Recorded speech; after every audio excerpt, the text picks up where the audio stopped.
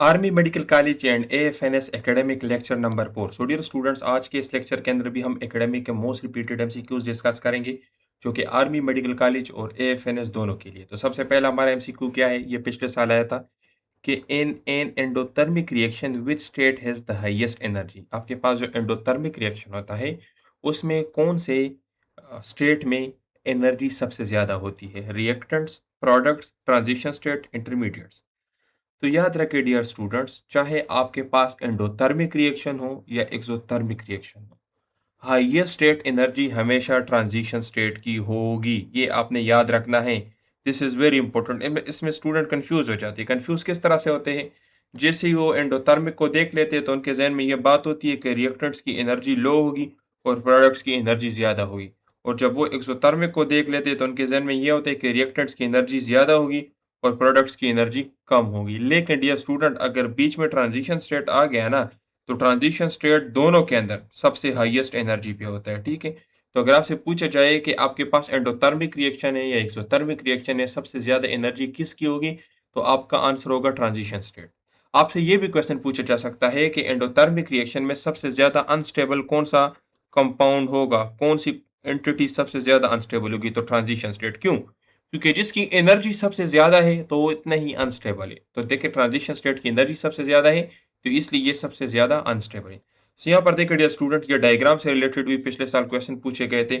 यहाँ पर ये देखिए, ये आपके पास एक्सोथर्मिक रिएक्शन है। कैसे हम पहचानेंगे? क्यों? क्योंकि यहाँ पर देखिए रिएक्टेंट्स की एनर्जी, देखिए ये एनर्जी का लाइन है ना, तो रिएक्टेंट्स की एनर्जी यहाँ पर है, आपको नजर आ रहा है, और ये प्रोडक्ट्स है, प्रोडक्ट्स की एनर्जी यहाँ पर है। तो इट मीन्स के प्रोडक्ट की एनर्जी कम है, रिएक्टेंट्स की एनर्जी ज्यादा है। तो जब प्रोडक्ट्स की एनर्जी कम होगी रिएक्टेंट से, तो ये आपके पास क्या मतलब है इसका? इसका मतलब ये कि ये एक्सोथर्मिक रिएक्शन है, एनर्जी लॉस हो रही है। ठीक है, और यहाँ पर देखिए ट्रांजिशन स्टेट, तो ट्रांजिशन स्टेट की एनर्जी सबसे ज्यादा है। यहाँ पर भी देखिए ट्रांजिशन स्टेट की एनर्जी दोनों के अंदर सबसे ज्यादा होगी। तो एक्सोथर्मिक रिएक्शन में हमारे पास प्रोडक्ट की एनर्जी कम होगी और यहाँ पर आपको नजर आ रहा है। जबकि जो आपके पास एंडोथर्मिक रिएक्शन होगा तो उसमें प्रोडक्ट की एनर्जी ज्यादा होगी। आपके पास प्रोडक्ट है ना, ये प्रोडक्ट का लाइन है और ये रिएक्टेंट का लाइन है। देखिए प्रोडक्ट की एनर्जी ज्यादा है ना, तो इसलिए ये आपके पास कौन सा, ये आपके पास एंडोथर्मिक रिएक्शन है। तो अक्सर मुख्तलिफ टेस्ट में, नम्स के टेस्ट में भी, एमडी कैट में भी, आर्मी मेडिकल कॉलेज और एएफएनएस के टेस्ट में भी आपको इस तरह के डायग्राम्स दिए जाते हैं और आपको बताया जाता है कि आप आइडेंटिफाई करें कि ये कौन सा रिएक्शन है, एंडोथर्मिक रिएक्शन है या एक्सोथर्मिक रिएक्शन। यहाँ पर आपको ये नजर आ रही है एक्टिवेशन एनर्जी। तो यहाँ पर देखिए, आपने रिएक्टेंट्स को एनर्जी देनी होती है प्रोडक्ट्स के बनाने में। अभी ये जितनी एनर्जी आप दोगे ना, जिससे वो डायरेक्ट प्रोडक्ट के अंदर कन्वर्ट हो जाए, यहाँ पर भी आपको नजर आ रहा है, आप रिएक्टर्स को एक खास अमाउंट ऑफ एनर्जी दोगे तभी वो प्रोडक्ट के अंदर कन्वर्ट होंगे। तो ये इस एनर्जी को कहते हैं एक्टिवेशन एनर्जी। एक्टिवेशन एनर्जी क्या है? वो एनर्जी जो आप रिएक्टेंट्स को देते हो जिससे वो प्रोडक्ट में कन्वर्ट हो जाए। आपके पास जो कैटलिस्ट होता है ना, कैटलिस्ट, कैटलिस्ट का काम क्या है? कैटलिस्ट वो इस एनर्जी को कम कर देता है। तो लेट सपोज अगर पहले मिसाल के तौर पर 1000 जॉल एनर्जी चाहिए ना, रिएक्टेंट्स को 1000 जॉल एनर्जी आप दोगे तब प्रोडक्ट में कन्वर्ट होगे, तो वो क्या कर लेता है कैटलिस्ट? इसको कम कर लेता है, इसको 500 जॉल कर लेता है। तो देखिए, अभी आप रिएक्टेंट्स को 500 जॉल एनर्जी दोगे तब वो प्रोडक्ट में कन्वर्ट होगा। तो इससे क्या होता है? रिएक्शन तेज हो जाता है, रिएक्शन जल्दी हो जाता है। ठीक है, तो ये आपने याद रखना है। ठीक है, अच्छा, नेक्स्ट आपके पास क्वेश्चन क्या है?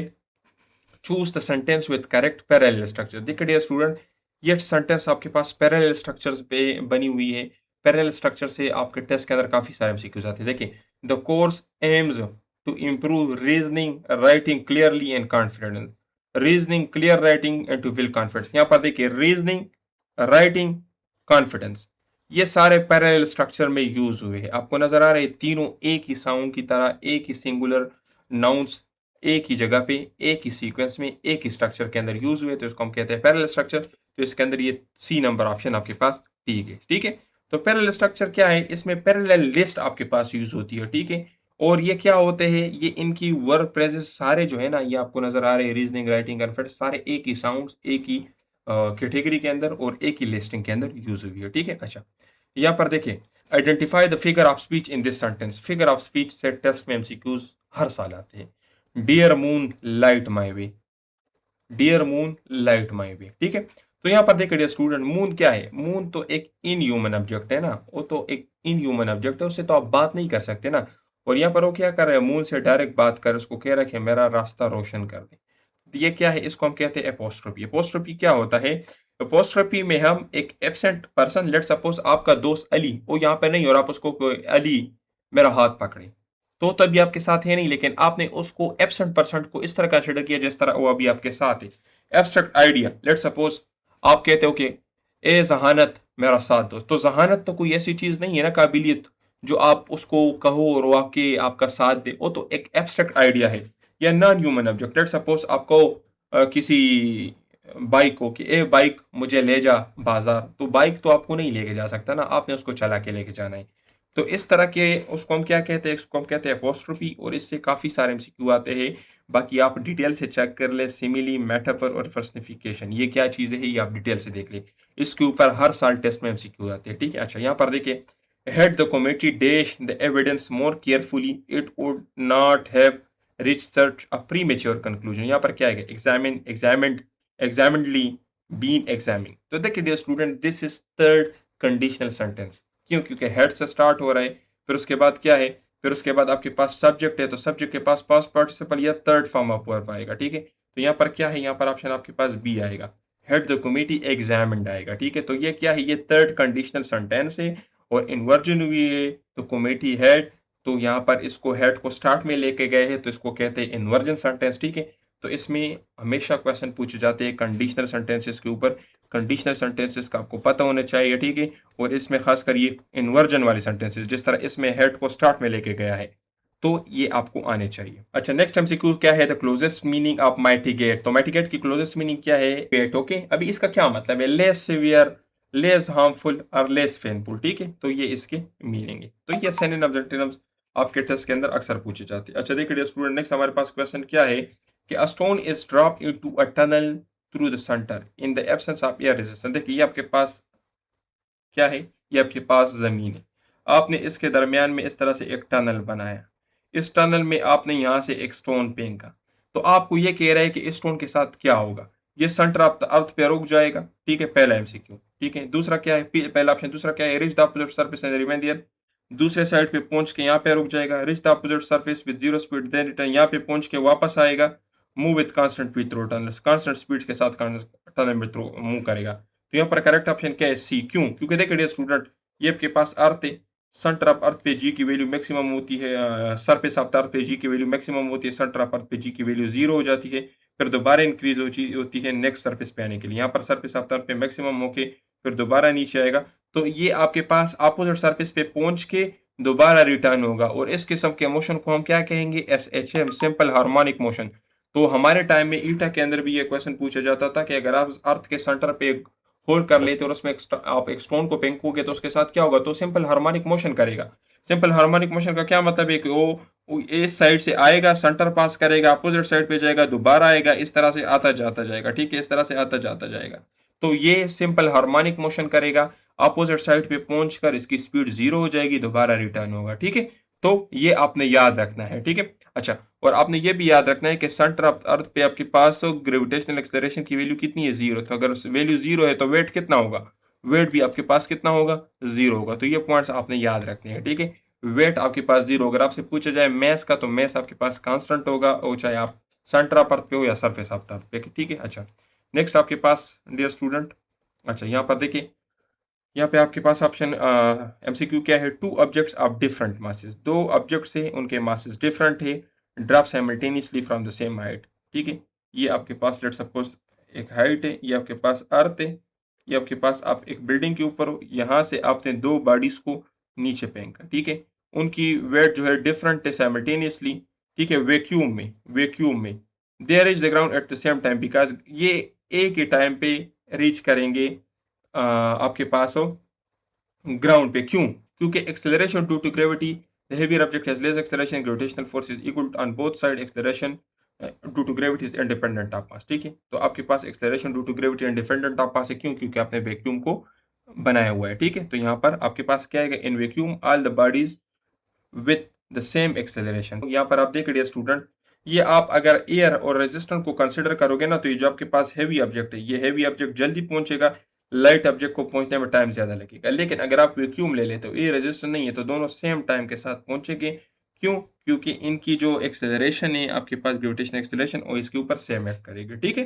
अच्छा, सो डियर स्टूडेंट, अगर आप हमारे टेस्ट पासिंग गारंटीड कोर्स को बाय करना चाहते हो, 6000 उसकी फी है, उसके अंदर हम आपको कंप्लीट वर्बल देंगे, नॉन वर्बल देंगे, वर्बल नॉन वर्बल के शॉर्टकट ट्रिक्स भी हमारे नोट्स के अंदर है। आपको मैं इसकी वीडियो भी दिखा दूंगा, आप देख सकते हो, अगर आपको पसंद आ जाए उसके बाद बाय कर लेना। कंप्लीट एकेडमिक भी देंगे। इसके अलावा आपके टेस्ट एक दिन पहले हम आपको टेस्ट डेट और टाइम के मुताबिक गेस्ट पेपर भी देंगे। ये सेलेक्टेड नोट्स होंगे आपके सेंटर के मुताबिक, जिस सेंटर में टेस्ट दोगे उसी सेंटर के मुताबिक आपको हम नोट देंगे। प्रैक्टिस टेस्ट भी इसके साथ प्रोवाइड करेंगे, टीचर सपोर्ट भी मिलेगा। अगर नोट्स में कहीं पे कोई मसला हो तो आप टीचर से पूछ सकते हो, आपका समझाएंगे। ये आपको मिलेंगे 6000 रुपये और ये हमारा नंबर है, और इससे आपका टेस्ट गारंटी के साथ क्लियर हो जाएगा। जिस तरह भी मैं वीडियो के अंदर जो चीज़ें आपको समझा रहा हूँ, बता रहा हूँ, ये सारी चीज़ हमारे नोट्स के अंदर अवेलेबल है। बाकी अगर आप हमारे ऑनलाइन क्लासेस को ज्वाइन करना चाहते हैं तो उसकी 16000 फीस है, और टेस्ट आपका 100% गारंटी के साथ क्लियर होगा और गेस्ट पेपर भी देंगे, ठीक है। अच्छा, मेड्यूला किस चीज़ को कंट्रोल करता है? तो देखिए, ये ब्रीथिंग, हार्ट रेट और स्वेलिंग को कंट्रोल करता है, ठीक है। तो ये आपके पास काफ़ी मरतबा पूछा गया है। ये इनवॉलेंट्री, वाइटल इनवॉलेंट्री एक्टिविटीज़ को कंट्रोल करता है, जिसके अंदर ब्रीथिंग भी आ जाता है, heart beat, blood pressure, swelling, ठीक है। तो ये आपने याद रखना है। अच्छा, ejection of milk from the mammary gland is under control of ejection of milk. ये किसका काम है? ये ऑक्सीटोसिन का काम है। अगर आपसे पूछा जाए कि मिल्क प्रोडक्शन किसका काम है, तो मिल्क प्रोडक्शन, दूध का बनना, ठीक है, ये किसका काम है? ये काम है प्रोलेक्टिन का, ये आपने याद रखना है। और जबकि आपका इसका एजेक्शन आर, इसके लिए एक दूसरा वर्ड यूज होता है, लेट डाउन रिफ्लेक्स, ठीक है, लेट डाउन रिफ्लेक्स। ये किसका काम है?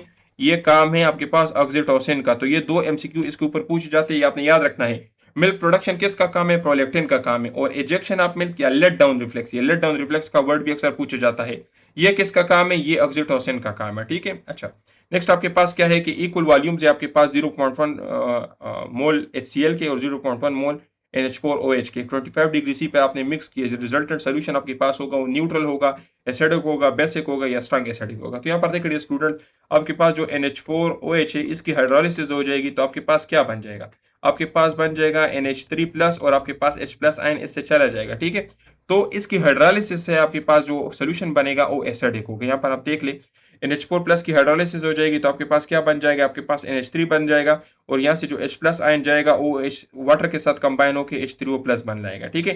तो NH4+ आपके पास H3O आयन बनाएगा, सो सोल्यूशन आपके पास क्या हो जाएगा? एसिडिक हो जाएगा। क्यों? क्योंकि यहाँ पर H+ आयन रिलीज हो रहा है ना, H+ इज एसिडिक, तो आपके पास सोल्यूशन कौन सा होगा? एसिडिक होगा, ठीक है। अच्छा, नेक्स्ट आपके पास क्या है? फॉर द इक्विलिब्रियम, यहाँ पर आपके पास एक रिएक्शन दिया गया है 2SO2 + O2 = 2SO3।